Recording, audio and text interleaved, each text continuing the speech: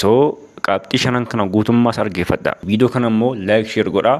Riyaa keessan yeroo baay'ee ChatGPT dhiphisuuf ergaa fi egaa tokkoffaa wanti isin ChatGPT irratti barreessuu hin qabne icciitii keessan matuma illee ChatGPTdhaaf hin qoodina.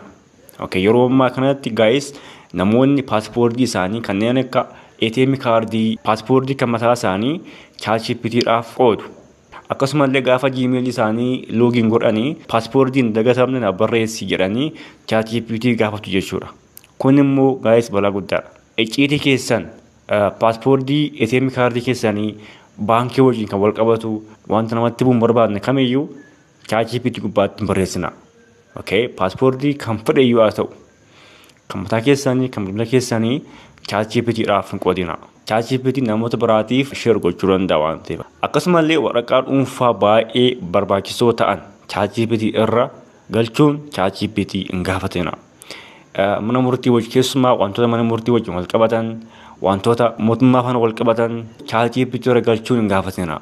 Wanta nama itti bu'uun barbaadne wantoota osoo namni sin gaafate wanta namatti bu'uun barbaadne kamiyyuu icciitii keessan ChatGPT gubbaatti hin barreessina.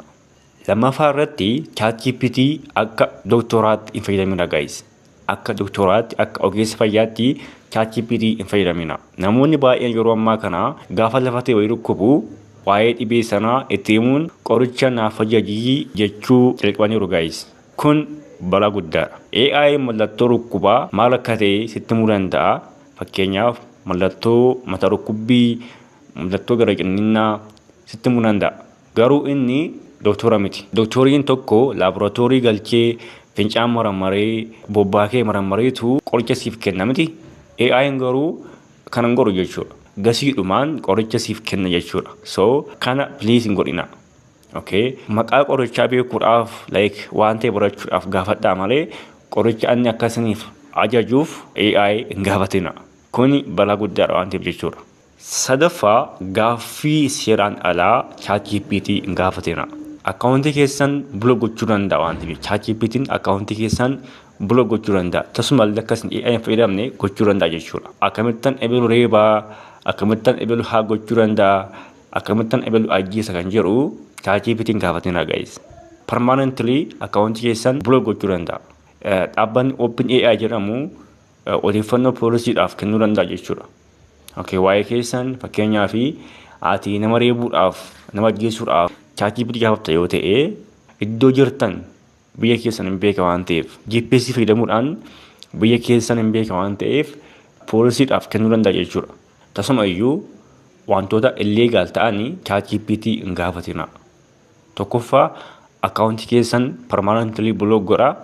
Lammaffaa immoo icciitii keessan namoota biraatiif mootummaadhaaf poolisiidhaaf kennuu danda'a jechuudha.